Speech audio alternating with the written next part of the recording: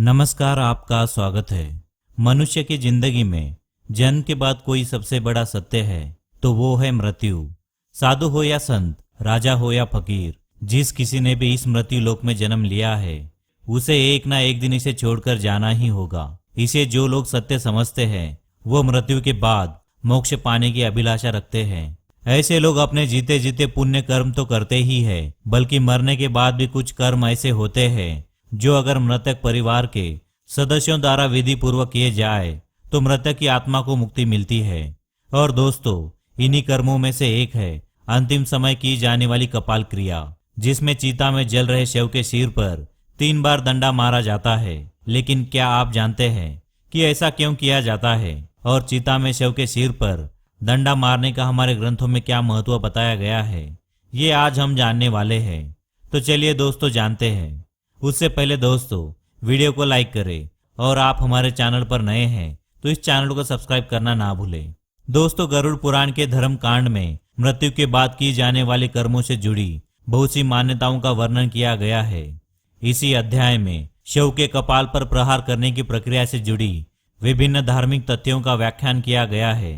गरुड़ पुराण में मनुष्य के अंतिम संस्कार को लेकर एक निश्चित विधि विधान का वर्णन मिलता है, जिसका पालन हिंदू धर्म के किसी भी व्यक्ति के अंतिम संस्कार के समय होता ही है। गरुड़ पुराण के अनुसार मृत्यु के पश्चात अंतिम संस्कार के समय शव को मुखाग्नि देने के बाद बांस के डंडे पर एक लोटा बांधकर शव के सिर पर घी डाला जाता है। और ऐसा इसलिए किया जाता है ताकि अग्निदाह के समय शव का सिर अच्छे से जल सके।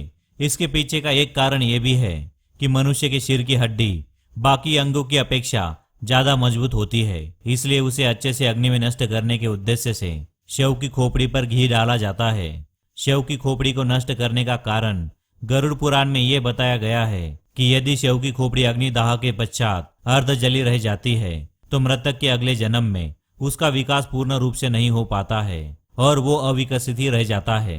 इसके अलावा एक धारणा यह भी है कि अगर कपाल क्रिया नहीं की जाए तो मृतक के प्राण पूर्ण रूप से स्वतंत्र नहीं होते हैं और उसके नए जन्म के मार्ग में बाधाएं उत्पन्न होती है।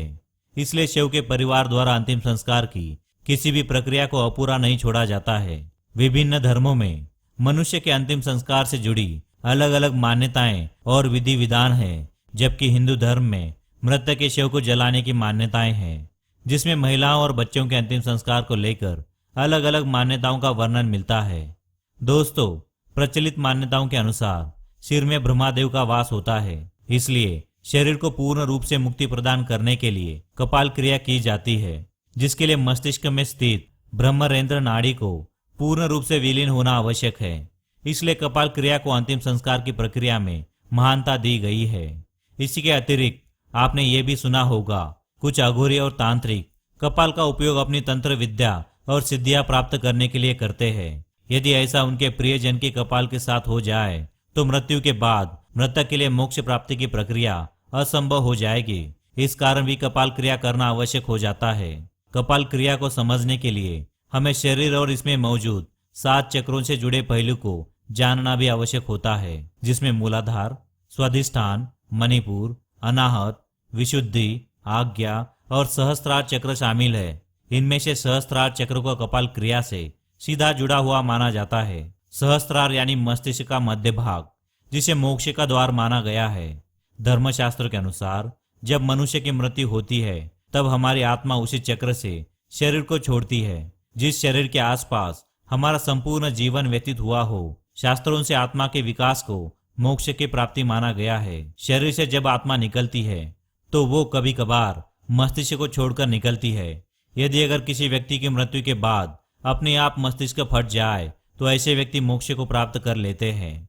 तो दोस्तों, उम्मीद करता हूँ आपको हमारी जानकारी पसंद आई होगी। अगर पसंद आई है तो कमेंट में जय श्री हरि विष्णु अवश्य लिखें। साथ ही चैनल को सब्सक्राइब करना ना भूलें। धन्यवाद।